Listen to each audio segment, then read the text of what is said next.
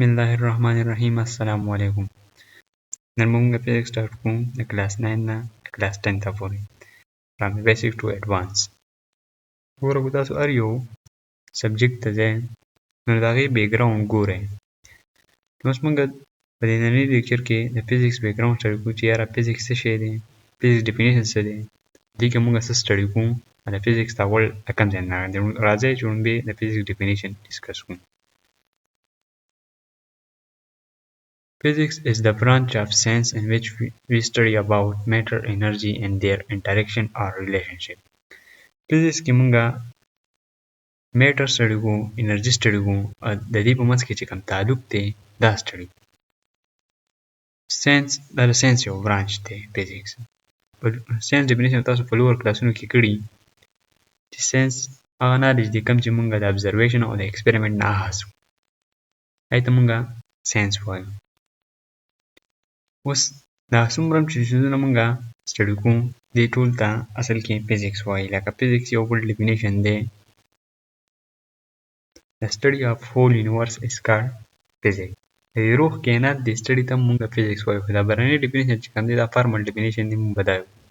اوس مونږه دا ایکسپلور کوو چې میټر څه شی دی، انرژي څه شی دی، او د دې په منځ کې چې کوم تعلق دی هغه سټډي کوو. نو راځئ چې هغه سټډي کوو ون بای ون. د انرژي او د میټر پېژندلو نه مخکې موږ ته پکار دي چې د فزیکس دا ورډ راغلی د کوم ځای دی. From where does the word physics come? The word physics is come from the Greek word physis. کوم چې مطلب دی نیچر. دا فزیکس دا ټکی چې دی د ګریک ورډ نه راغلی. ګورو موږ چې موږ سره په ساینس کې زیاتره ورډز دي دا زموږ سره د ګریک ورډ دي. د فزیکس چې کوم دی دا د فزیس نه راغلی، دا یو ګریک ورډ دی کوم چې مطلب دی نیچر. مطلب څنګه چې موږ به ووایو چې study of whole universe is called physics. The study of nature is called also physics. The study of nature چې کوم دی دا physics دی. موږ برابرنی ډیفینیشن کوو کوم چې ستاسو په کتابونو کې دی. نو اوس موږ میټر وپېژنو او انرژي وپېژنو چې دا څه شي، بعد به بیا موږ د دې په منځ کې تعلق سټډي کوو. نو میټر خو تاسو ټول وپېژنئ. ښکته لوور کلاسونو کې به تاسو ویلي چې anything which occupies space and having some mass. هر هغه شی چې ځای نیسي او وزن لري یا داسې وي میټر ورته وي. بیا د دې خپل ټایپس دي، یو څلور ټایپس ما دلته لیکلي دي: سالډ دی، لیکوډ دی او ګیس دی، بل دی پلازما. نور هم داسې ټایپس دي خو په دې لیول باندې مونږ صرف دا څلور سټډي کوو. دا ټایپس مونږه په دې نورو رانورو لیکچرو کې ون بای ون ډسکس کوو چې یاره دا دې پراپرټیانې څه دي. راځو اوس انرژي ده چې انرژي څه شی دی. انرژي هم تاسو سټډي کړي په لوور کلاس کې چې د ابیلیټي او باډي ټو ډو ورک از کالډ انرژي. د جسم هغه صلاحیت چې کار کول شي ته مونږه انرژي وایو. اوس دا انرژي په ډېرو حالتونو کې اگزیسټ کېږي سره، لکه لایټ دی، هیټ دی، موشن انرژي ده. دا په دې حالتونو کې څه کې اگزیسټ کېږي. اوس د دې خپل ټایپس دي نورو، کاینټیک دی، پوټنشل دی، داسې نور هم دي. خو مین ټایپس چې کوم دي هغه کاینټیک دی. مین ټایپس دی کاینټیک دی او پوټنشل دی. اوس د میټر او د انرژي په منځ کې ریلیشن څه دی؟ د میټر انرژي ریلیشن دا دی چې میټر چې کوم دی هغه انرژي ته کنورټ کېږي او انرژي واپس دای میټر ته کنورټ کېږي. وړومبی ډسکس وکړو چې انرژي څنګه میټر ته چینج کېږي. خو ډېر ښه اګزامپل دي، ما یو دوه اګزامپل لیکلي دي. لیکچر بیا ډېر لینتي کېږي. تاسو په بایولوژي کې د فوټوسنتھسس ښه په ډیټیل باندې ډسکس کړي، خو په دې کې د انرژي څنګه میټر ته کنورټ کېږي. ګوره کله چې لمر رڼا په دې بوټي باندې ولګي نو دغه انرژي چې کوم دی دا څه کي، دغه لایټ انرژي ده که نه، دا دې په کیمیکل حالت کې سټور کړي په ګلوکوزو کې. ګلوکوز چې کوم دی دا هم د میټر یو حالت دی. مطلب ماس به وي که نه، ګلوکوز به ماس وي، دا هم د میټر یو حالت دی. ایون دا چې دا بوټي چې کوم ګروت کي، دا ګروت چې کوم دی اصل کې د ماس سیوا کېږي، دغه انرژي دا ماس ته څه کېږي کنورټ کېږي. تاسو بیا به هایر کلاسونو کې ووایي چې څنګه کېږي. سمپل دا اګزامپل مونږ په دې ډول باندې ورکوو. اوس ډسکس کوو چې میټر څنګه انرژي ته کنورټ کېږي.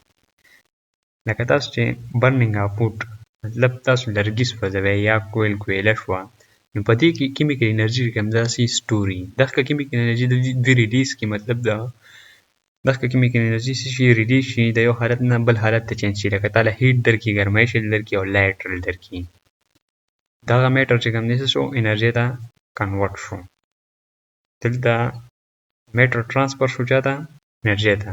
دا د دې په منځ کې تعلق the mutual relationship of matter and energy هم په equation باندې ظاهرو هغې ته ویلی شي E is equal to هغه equation دی E is equal to mc square. په دې کې E چې کوم دی زموږ سره E انرژي ده، m پکې ماس اف باډي دی، c پکې سپیډ اف لایټ دی. یو equation دی E is equal to mc square. انرژي خو موږ بره ډسکس کړه چې په یو جسم کې د کار کولو صلاحیت ته موږ انرژي وایو. اوس ماس څه شی دی؟ نو ماس هم بل څه شی نه دی، او دغه میټر دی. ګوره ماس په اصل کې تاسو سره په وزم چې ماس لکه ماس وزن ته وي. نو وزن چې میټر وي نو وزن به وي که نه، چې میټر نه وي نو وزن خو نه که ګیس دی، نو ګیس هم څه وزن خو شته که نه، سالډ شو لیکوډ شو دا ټول چې کوم دی هسې دی میټر دی، وزن وي که نه دی ته موږ ماس هم وایو. د اماونټ اف میټر مطلب په یو ماس کې څومره اماونټ څومره مقدار کې میټر دی وي ماس. اوس راځو چې فادر اف فزیکس څوک دی؟ د فزیکس دوه فادرز دي. یو دی نیوټن کوم چې د کلاسیکل فزیکس و، د 1900 نه چې مخکې کوم فزیکس سټډي کېدو به هغې ته به کلاسیکل فزیکس وي یا ورته کلاسیکل میکانکس به ورته وي. هغې فادر چې کوم و نیوټن و، ځکه چې لومبي ډسکوري لومبي چې کوم دی فزیکس ایکسپلور کړی و نیوټن و، نو هغې ته به نیوټنین فزیکس وي. اوس چې د 1920 نه بعد چې څومره هم ډسکوري په فزیکس کې شوي دي هغې ته موږ وایو ماډرن فزیکس یا ورته کوانټم فزیکس وایو. د هغې فادر نوم سره دی البرټ آینسټاین. څنګه چې موږ بره خبره وکړه چې E is equal to mc square c پکې سپیډ اف لایټ دی، نو موږ په دې تیورۍ کې سټډي کوو، تیوري اف ریلیټیویټي. دا آینسټاین ډسکور کړی و دا یو تیوري. اوس ډسکس کوو موږ دا چې فزیکس ان ایوری ډے لایف.